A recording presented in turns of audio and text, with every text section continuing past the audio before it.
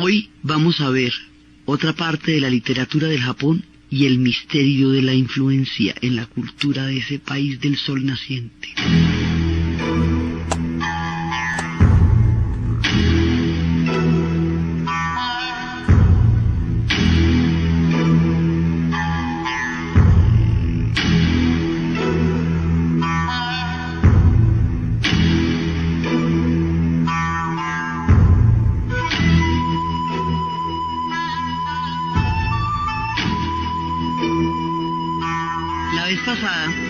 Estábamos viendo literatura contemporánea japonesa, estábamos viendo a Kawabata y estábamos viendo a Mishima. Dijimos también que íbamos a hablar de Kenseburo, y habíamos visto cómo Mishima, a diferencia de Kawabata, que tiene una tensión entre lo bello, lo sublime y lo sutil del alma japonesa, trata de armonizar la belleza con el vacío y la literatura.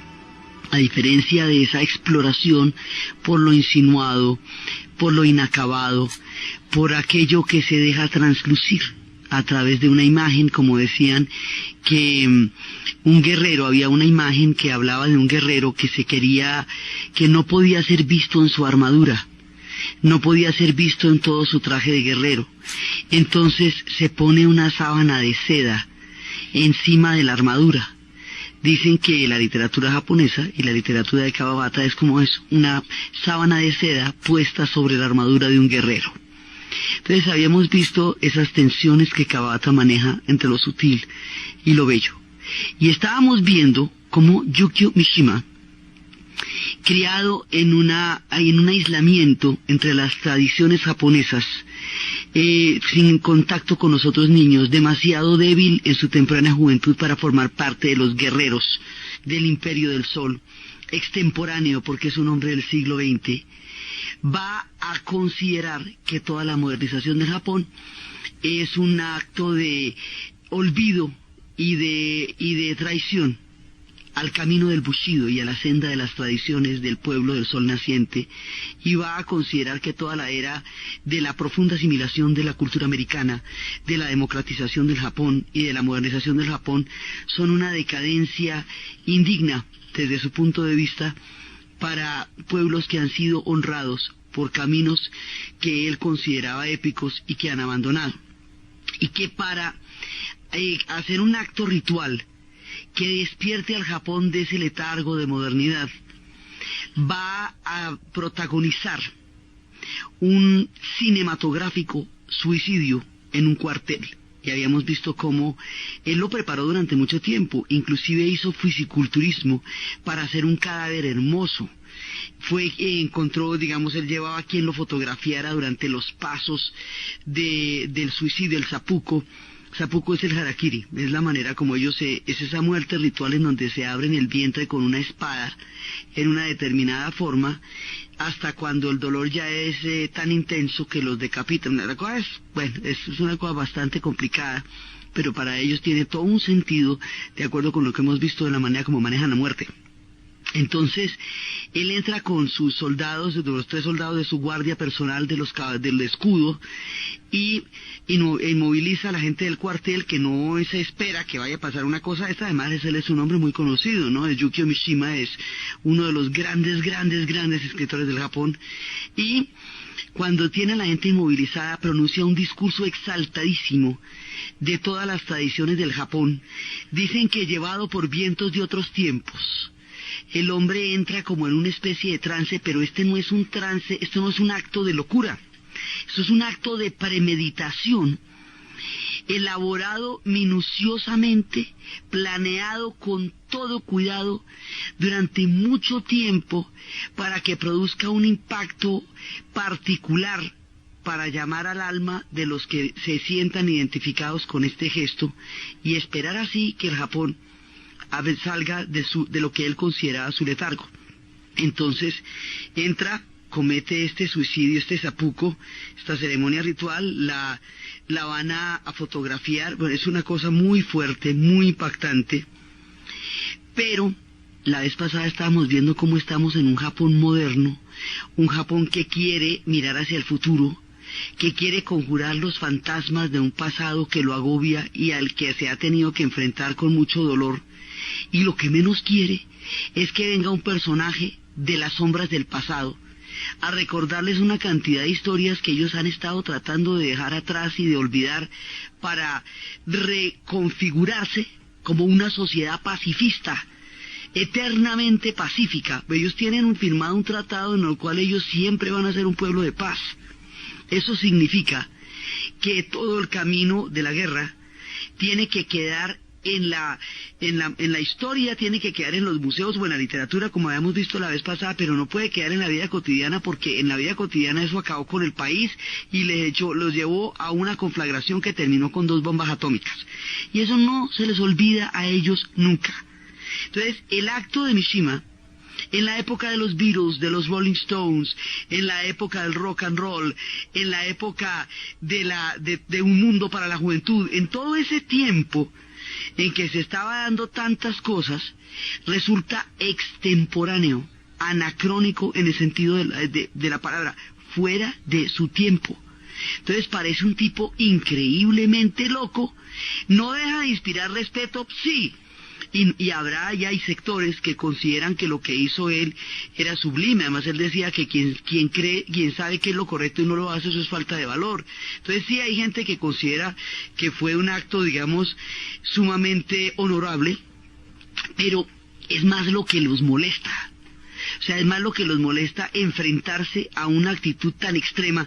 Incluso la ultraderecha la derecha moderada se sentía bastante incómoda, porque este personaje representaba, digamos, como esas fuerzas que latieron durante la guerra en el Japón, pero desde el punto de vista de la exaltación.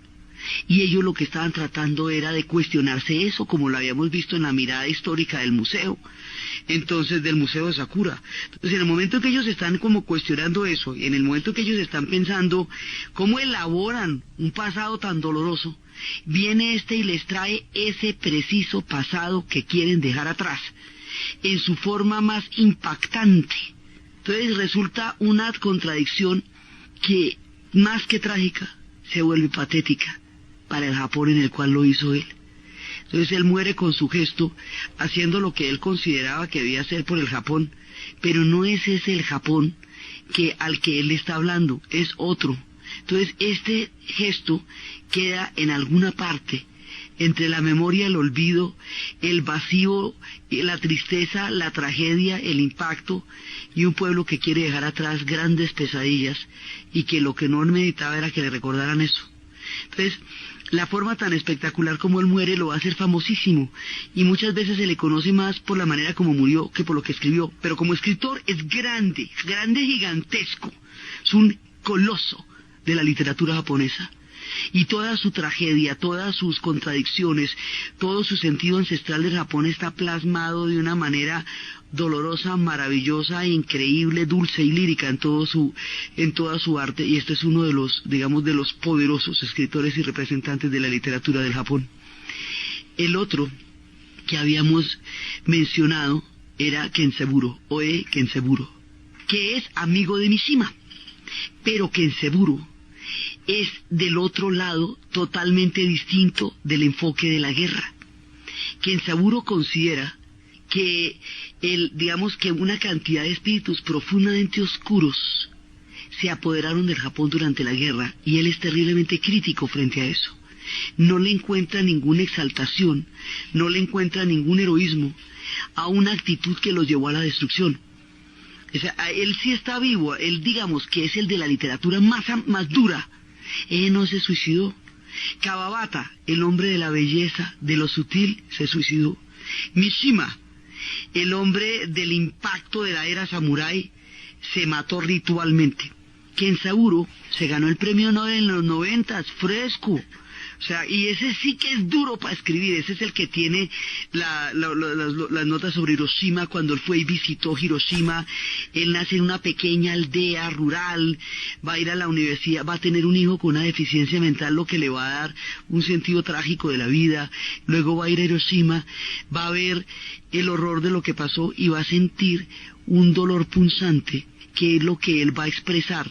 Él muestra es la oscuridad de la guerra, no su glorificación. Entonces estamos aquí ante dos caras distintas de un mismo hecho, ¿no? O sea, Mishima es el glorificador, Mishima es el exaltador del guerrero, ¿sí? Mientras que Kenzaburo es el crítico de los espíritus bélicos y de las situaciones que los espíritus bélicos le pueden traer a los pueblos cuando se dejan arrastrar por ellos.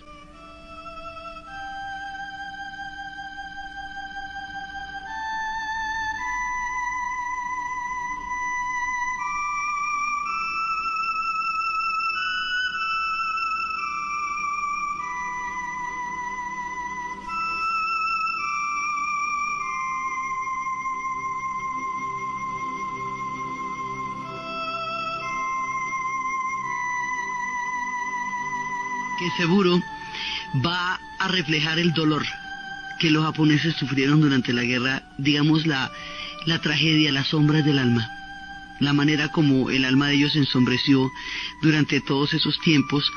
Va a ser también importante en el género de la ciencia ficción. Hay un personaje que se llama Balat, que fue un niño que se perdió durante la guerra con el Japón, y ese niño fue protagonista de una película que llevaría al cine Spielberg, que se llama El Imperio del Sol. Ese va a ser un escritor de ciencia ficción profundamente escéptico y digamos que ha planeado un universo muy oscuro como futuro previsible. La otra cara también de esa, en la ciencia ficción, de esa misma oscuridad y de esa misma pesimismo terrible, fatalismo, es el que tiene Kenzaburo también en los escritos de ciencia ficción. Y él tiene una historia que también fue llevada al cine hace mucho tiempo, que es una historia de una mujer en la arena, que es una historia absolutamente inquietante, porque es una historia de un entomólogo, un hombre experto en insectos y en la naturaleza, que se va a buscar una especie particular que existe en una aldea perdida. Cuando el hombre llega a la aldea perdida, todo el mundo en la aldea lo saluda. Es una aldea de muy pocos habitantes, lo saluda y le dice: ah, bueno, siquiera llegó, qué bueno que esté por aquí, siquiera llegó porque fulanita sí lo estaba esperando, o sea, era importante que llegara para fulanita. Y el hombre no entiende nada de nada. Todo el mundo actúa como si él se fuera a quedar ahí para siempre, como si lo estuvieran esperando con una naturalidad, como si tuvieran toda clase de planes para él, y el hombre no entiende ni quiénes son, ni de quién están hablando, ni nada. Es una aldea en donde la gente vive metida en huecos de arena y tiene que sacar arena todo el día para poder sobrevivir en estos huecos. La arena se les mete en el pelo, la arena se les mete en las uñas, la arena se les mete en los ojos, la arena se les mete en la ropa, en todo el cuerpo. Entonces ellos tienen que estar sacando la arena permanentemente, o si no la arena los ahoga. Para poder sacar la arena permanentemente se necesitan dos. Una persona solita no puede sacar toda la arena. Una de las mujeres que está en la aldea ha perdido a su hombre y por lo tanto la posibilidad de tener un compañero que le ayude a sacar la arena. Cuando llega este man, lo vuelven candidato. Mire, llegó el de la arena, ¿cómo le parece? Y lo llevan a sacar arena. Y él va a ver, esta mujer es una mujer increíblemente sensual, y la sacada de la arena es un acto de una sensualidad en sí mismo muy especial. En esa manera como ella se saca la arena del pelo, hay un erotismo profundo. Y el hombre, sin poner mayor resistencia, sin poner mayor problema, y sin que tampoco le termine de parecer extraño el plan que los de la aldea tienen para él, se mete en el hueco a sacar la arena con esa mujer, a sacarle la arena del pelo y de la vida para mantenerla en una condición de supervivencia aceptable, que era vivir en un hueco sacando arena. Se queda con ella para siempre. Y después dicen que un famoso entomólogo se perdió en una aldea, se le vio por última vez buscando una especie que consideraba que ya no existía sino en ese pequeño territorio, y nunca más se volvió a saber de él. Así termina el relato. Nadie volvió a saber. El hombre quedó en un hueco sacando arena para esa mujer, sacando los dos arena en una forma de vida inconcebible e inexplicable por fuera de un relato japonés, donde sacar arena cotidianamente para sobrevivir con una mujer que lo ha estado esperando en un agujero de donde tiene que sacarle la arena del pelo resulta tan natural. Lo increíble de este relato es que con todo lo sobrecojaderamente extraordinario que resulta que le cuenten a uno un cuento de esos, aquí a nadie le parece raro. Ni sacar la arena, ni meter al tipo entre el hueco, a él tampoco le parece raro meterse entre el hueco, ni quedarse el resto de la vida ahí, ni perder toda la vida que había tenido antes, ni quedarse alrededor de los cabellos negros azabaches de esta mujer que lo esperaba en la arena. Esas son historias. Las historias de ellos hablan de cosas muy diferentes y tienen una manera muy distinta de narrarla. Habíamos visto también cómo el mismo concepto que tienen en la pintura lo tienen también en la literatura. Ellos tienen unas fusiones muy particulares, unas maneras de contar, que no solamente unas maneras de contar, sino unas historias que contar, que son muy distintas. Habíamos visto lo de Mishima, del marinero que cayó de la gracia del mar, que lo terminan envenenando porque consideran que se enemistó con el mar.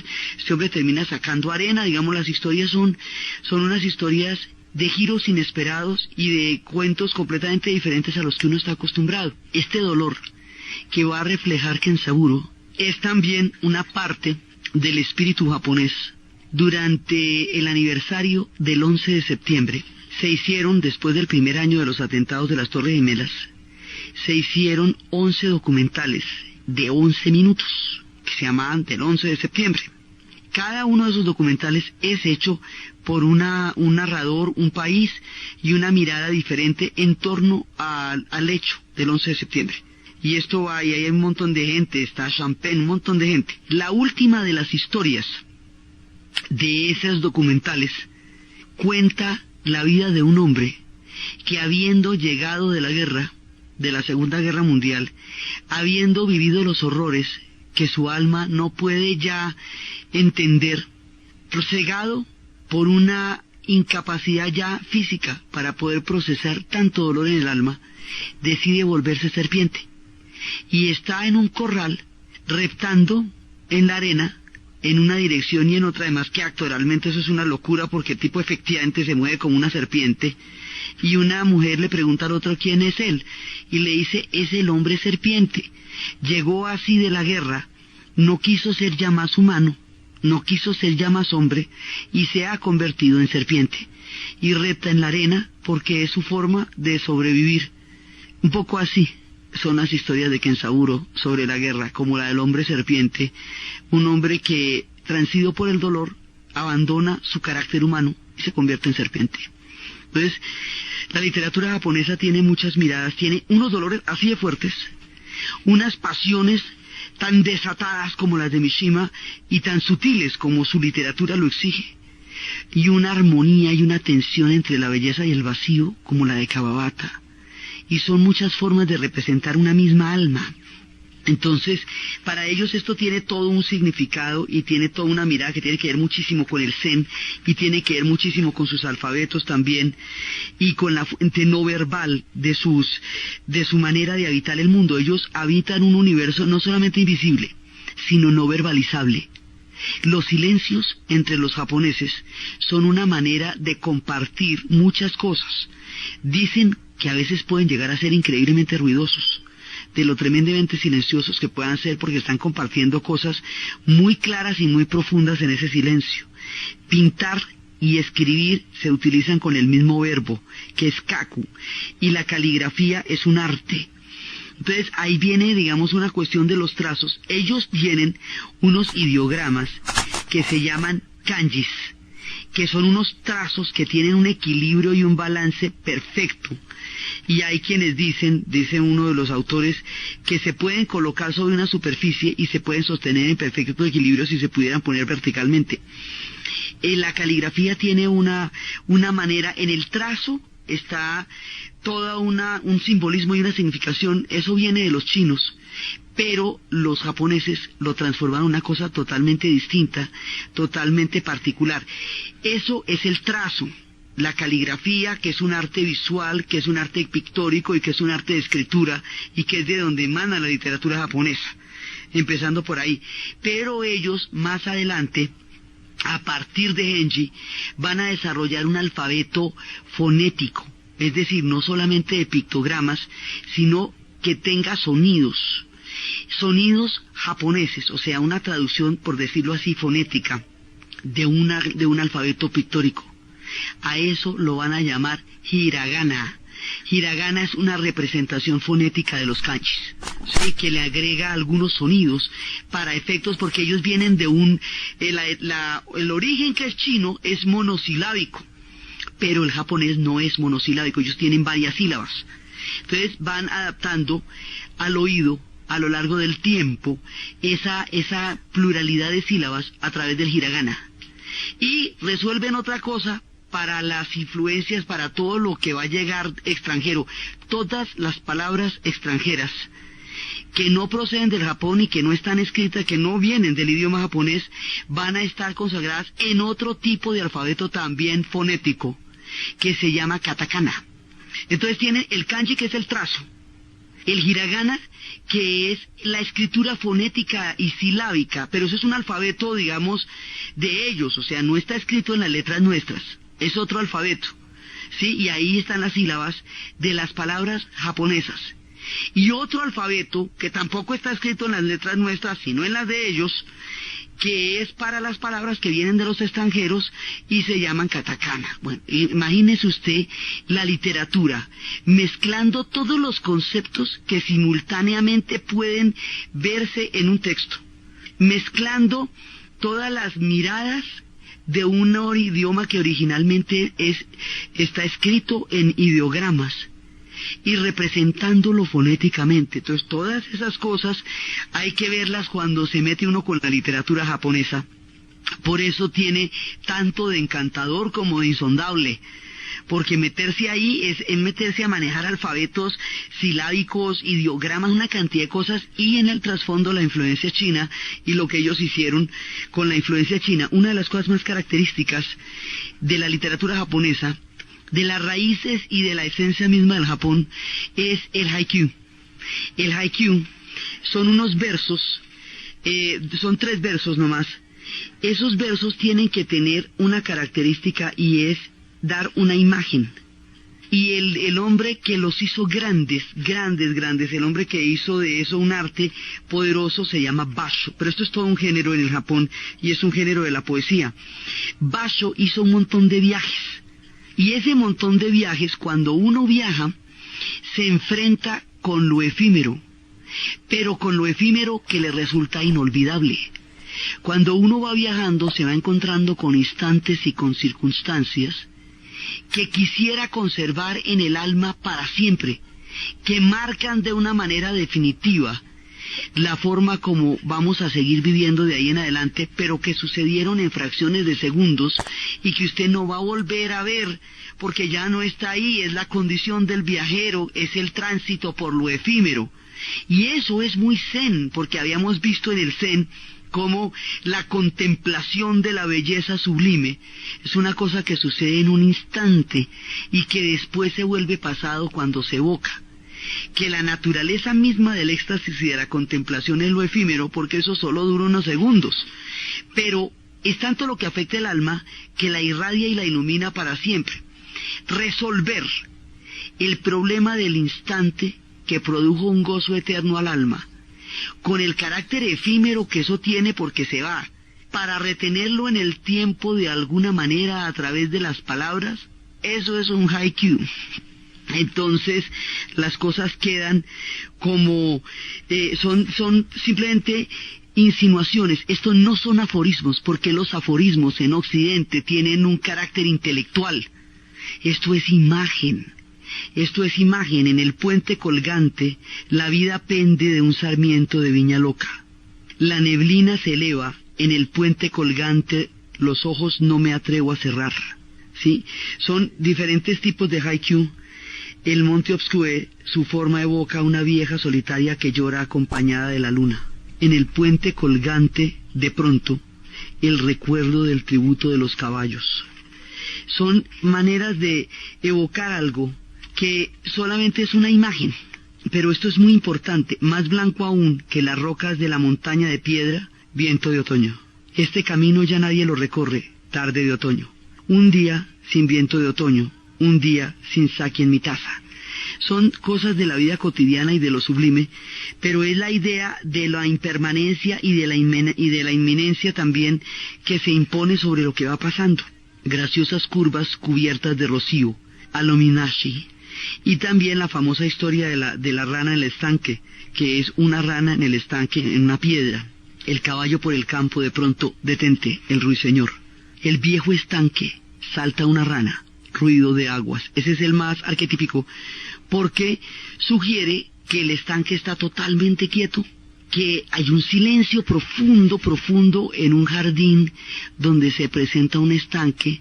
La persona que está en el jardín está en un estado de meditación y de silencio interior, de compenetración con una mirada interior profunda. Y eso, todo el estado de contemplación, todo el estado de verse rodeado por la naturaleza, todas las plantas acuáticas, los árboles, las hojas que penden de los árboles, las hojas que están caídas alrededor, todo este cuadro pictórico precioso de un instante de silencio en un jardín donde hay un estanque se ve interrumpido por el salto de la rana, porque el salto de la rana produce un pequeño sonido sobre el agua, y ese pequeño sonido sobre el agua inmediatamente trae al hombre que estaba ensimismado en el silencio del jardín la imagen de que algo se ha movido y por un minuto interrumpe su autocontemplación. O sea, todo eso le puede pasar a uno con que la rana salte en un estanque. Eso es un haiku, pues es una magia increíble, porque es lograr atrapar lo más efímero, que es lo sublime del instante, y hacerlo eterno a través de un verso. Y eso es una de las cosas más prodigiosas de la literatura japonesa. Hay muchísimos autores de haiku y muchos grandes. Baisho es el que inventó el camino del haiku, pero no es el único, sino uno de los más grandes. Y estos son historias que sucedieron. Él estuvo viviendo en el año de 1690, en la época en que el Japón se ha cerrado profundamente y está en su periodo Edo. Entonces ahí se incuba esa literatura. Entonces ellos van creando alfabetos para poder desarrollar su mundo fonético, ideogramas para poder representar. Digamos, el ideograma es una casa. Una casa pintada, casa pintadita, palitos, casita, señora en la casita. El hiragana es una sílaba que corresponde a esa palabra que sería casa, ¿sí? Y el katakana ya sería una palabra extranjera, ¿sí? House, que se pronunciaría house o se pronunciaría casa como sucedería en otro idioma, pero con un alfabeto silábico distinto. O sea, tienen 3 alfabetos, y el que tienen, el de los kanjis, tiene una cantidad increíble de ideogramas, y con todo eso manejan ellos la literatura y la vida cotidiana. O sea, es un nivel de complejidad mental, literaria, armónica y cósmica, profunda, lo que esta gente demuestra en su literatura.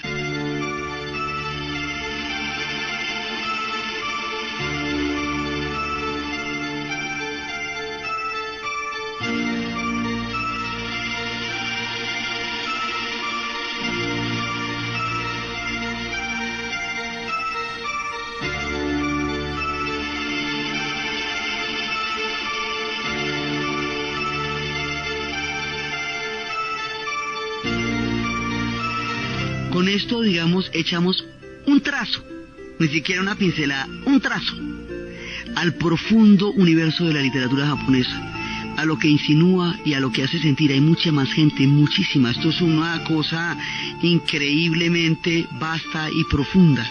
Era para traerlos a nuestro relato, algunos de ellos, sí, con la idea de que este tipo de impresiones lleve a la gente a mirar esos universos desconocidos que ellos han escrito en sus maravillosas obras maestras.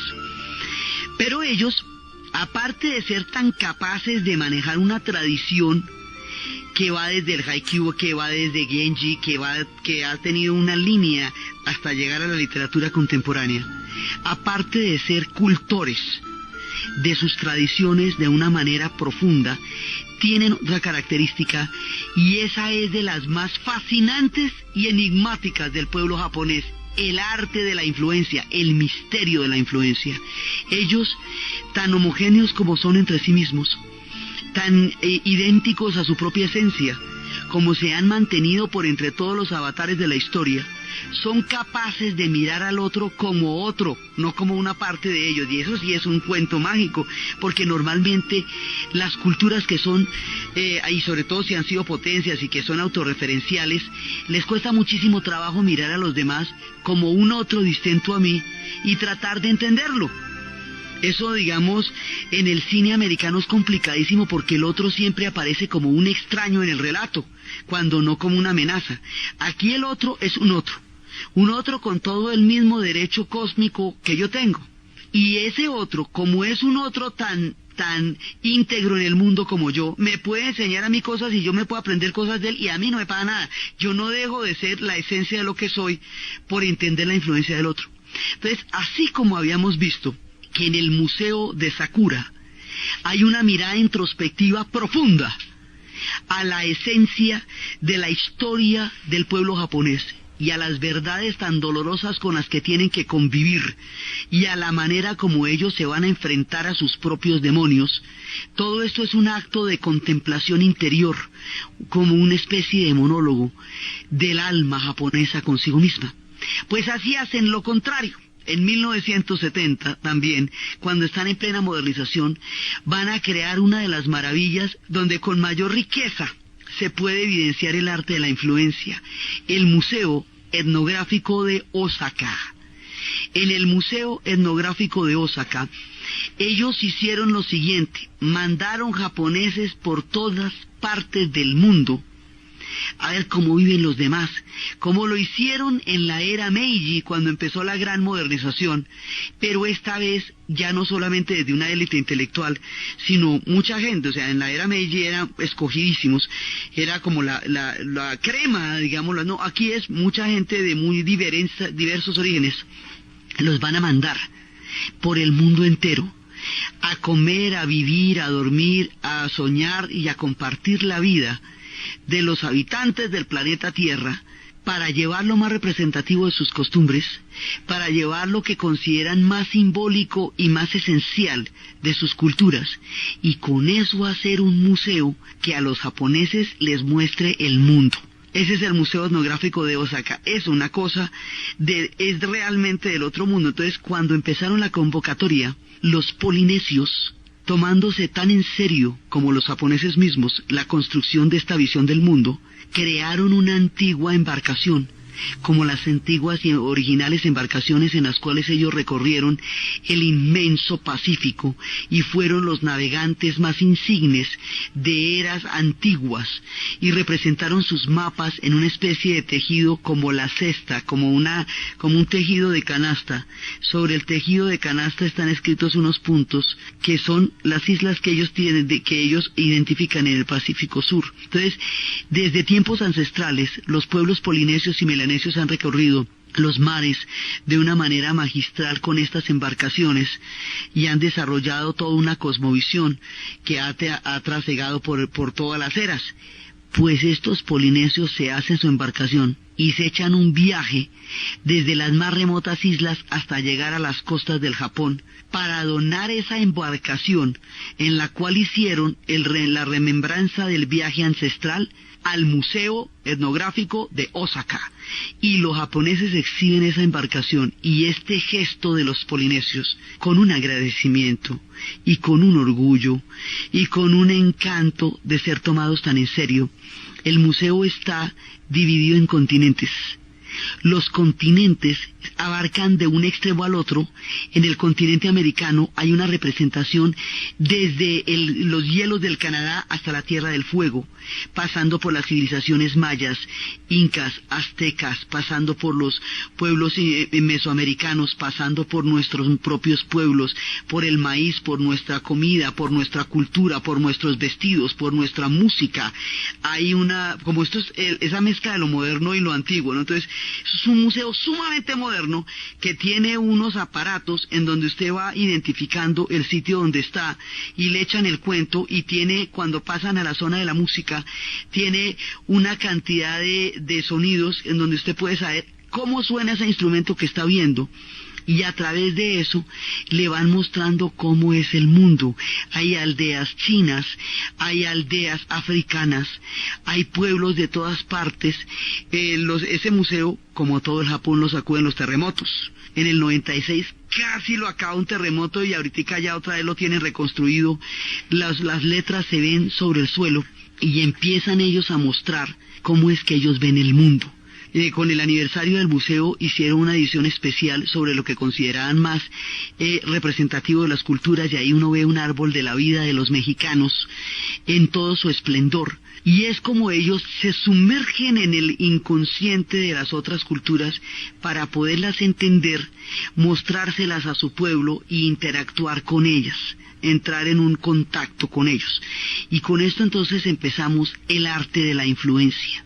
Este Japón ancestral que vemos tan supremamente,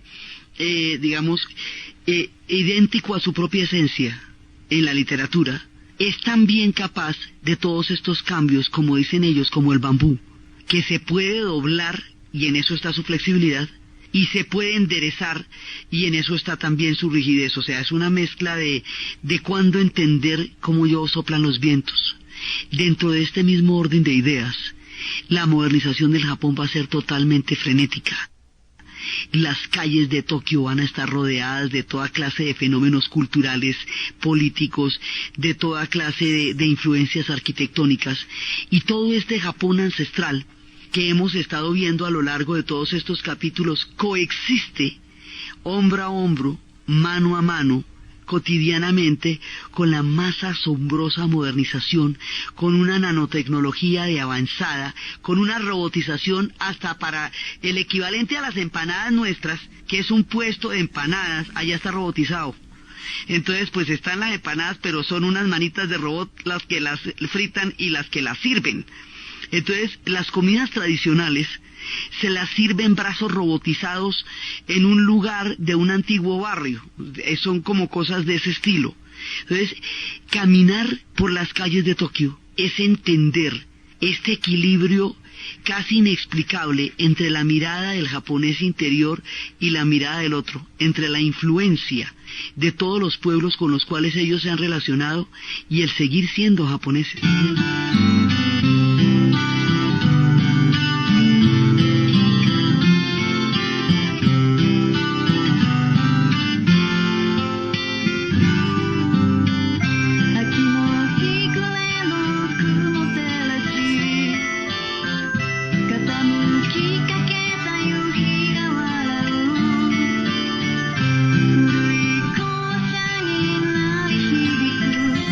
Frenético produce visiones como estas. Uno puede salir de un restaurante totalmente tradicional japonés, donde todo se hace en el rito, en los 15 platos con los cuales ellos tienen un alimento, cada uno de esos platos con un color diferente de acuerdo con las estaciones. Las estaciones, habíamos visto, marcan la vida de los japoneses. Son tan fuertes y tan contrastadas que hacen parte de la poesía de su cosmos, y a todas las adoran, todo porque bendicen las estaciones para vivir en ellas. Entonces, con todas las pinturas de las lacas, de las flores de cada estación, entonces se puede salir de un restaurante totalmente tradicional en el sentido más ritual de la palabra, de lo que significa una comida entre los japoneses.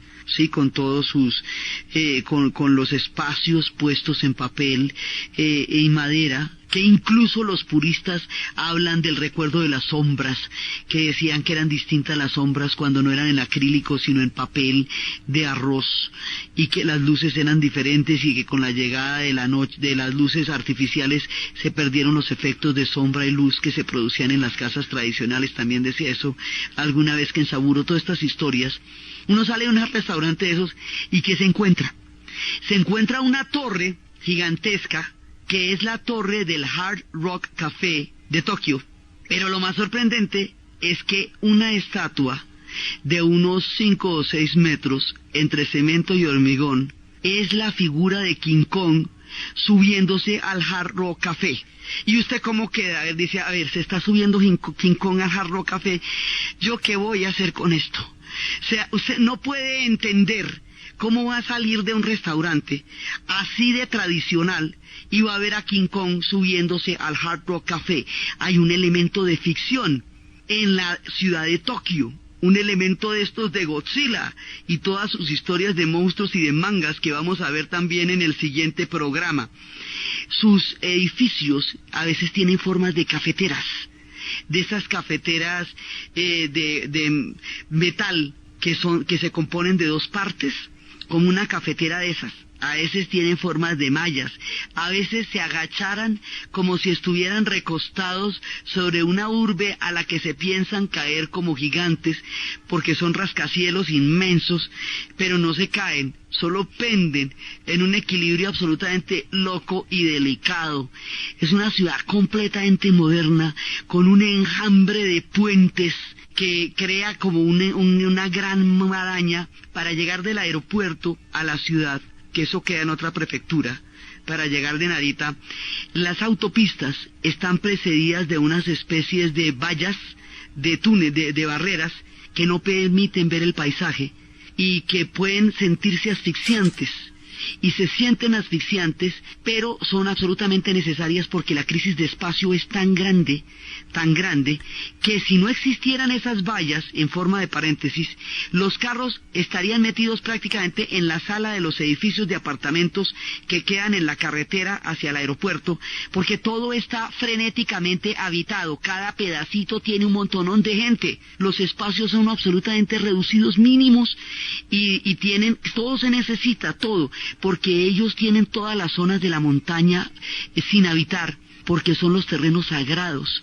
Entonces habitan unas franjas y las habitan en grandes cantidades porque son muchísimos. Entonces es este hacinamiento, con la profunda delicadeza con que esta gente maneja el contacto cotidiano, que nunca llega a ser físico, sino solamente de saludo y de venia respetuosa, y coexisten en un todo invisible y sutil, en medio de unas multitudes que podrían parecer caóticas, pero no lo son, porque eso tiene un orden profundo dentro de la manera como se mueven estos millones de habitantes en las grandes urbes de Osaka y en las grandes urbes de Tokio, porque sus ciudades son gigantescas. Y allí en esas ciudades hay cómics, uno puede encontrar desde la pequeña Lulú hasta Betty Boop como una vitrina completa. Las niñas tienen las imágenes de los cómics de manga.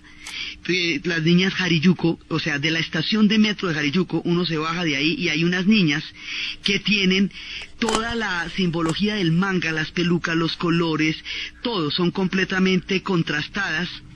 Parecen personajes literales de los dibujos de manga, y por esa estación es que uno va al Palacio Meiji. Entonces uno entra al palacio totalmente tradicional, ancestral, con sus prados silenciosos, con sus árboles centenarios, con toda la delicadeza de las formas de la madera que han sido dispuestas así durante milenios para convocar el sentido profundo del shintoísmo. En la misma estación, a unos pocos pasos, está este ultramoderno fenómeno del manga en las niñas. Ellos hablan además de una homogeneidad que los hace diferenciarse a través de las modas y de las extravagancias, cómo asimilan las influencias. En la época del punk había ponquetos, muy ponquetos, con mucho gancho, con mucha cresta, con mucha boleta, con mucha lora, que cuando llegan a la casa se quitan los zapatos, agachan la cabeza y entran en una actitud tradicional y ceremonial ante sus padres. O sea, ese ponqueto cuando entra a la casa es un japonés que respeta a sus mayores como dice la tradición, y por fuera en la calle puede ser todo lo anarco, todo lo rebelde y todo lo contestatario que la época lo requiera. Entonces así existían los ponquetos en esa época, así existen las niñas Harajuku de manga en la era actual, así existen las tendencias que ellos son capaces de asimilar con un nivel de precisión. Cuando hablábamos de los bares de los Beatles y hablábamos de los bares de Elvis Presley, es que Exacto, con las guitarras de la época, con los micrófonos de la época, con las falditas tiesas, con el pelo pegado, todo. O sea, el nivel de imitación es absolutamente asombroso, tan meticuloso, tan perfeccionista como lo son ellos en todo. Entonces usted los ve totalmente vestidos de las modas, de las épocas, de los cómics, de los personajes, de los cantantes, y son profundamente japoneses. Por eso, en ello la influencia, más que un arte, es un misterio.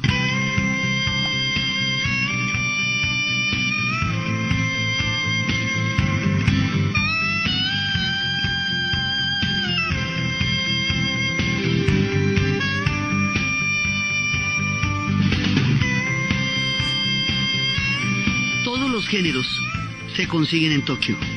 Está el jazz, está el blues, está el reggae, pero todo es perfecto. O sea, el jazz es un excelente jazz. Está la música clásica, las interpretaciones más poderosas. La manera como ellos montaron Carmina Burana, la Carmina Burana que está en video, hecha por las orquestas de Japón, es de parársele los pelos a uno. Es perfecta, como todo lo de ellos, y lo sienten, y lo vibran, y lo entienden, y lo asimilan, y lo incorporan a su vida cotidiana. Y estos edificios gigantescos, con esos letreros verticales, de colores fuertes que atraviesan las grandes avenidas de Tokio, por donde están los Guccis y los Dolce & Gabbana, porque son titinísimos, absolutamente elegantes, son de un glamour y de un estilo y tienen una manera de manejarse cotidianamente y de vestirse que son completamente elegantes, o sea, son elegantísimos. Todo eso contrasta con los jardines de caja, con los espacios íntimos a donde ellos llegan a dormir, donde toda la bulla del frenético Japón superavanzado y tecnológico queda atrás, y están al lado de la camelia, al pie del altar Shinto, con los zapatos en la puerta, con la calidez de un ambiente místico, con su comida tradicional, a donde no invitan a nadie porque es donde está la intimidad del alma del Japón. Entonces, así es que Tokio se puede ver tan frenética en uno y en otro lado. Esta modernidad tan desconcertante para nosotros, estos avances tecnológicos, el fenómeno del manga y estas tensiones que para ellos no lo son, solo para nosotros que no podemos concebir la diversidad en un instante como la viven ellos, es lo que vamos a ver en el siguiente y último programa del Japón. Entonces, desde los espacios de la dolorosa conciencia histórica de Kenzaburo, del extraño y atemporal y extemporáneo suicidio de Mishima, desde el instante eterno captado en el verso de Haikyuu, desde el arte de la influencia de Japón mirando el mundo y llevándolo a los ojos de su propio pueblo para que pueda asimilar así de una manera perfecta, equilibrada y armónica, el arte de la influencia con la profunda esencia del pueblo japonés. En la narración, Diana Uribe, en la producción, Jessy Rodríguez, y para ustedes, feliz fin de semana.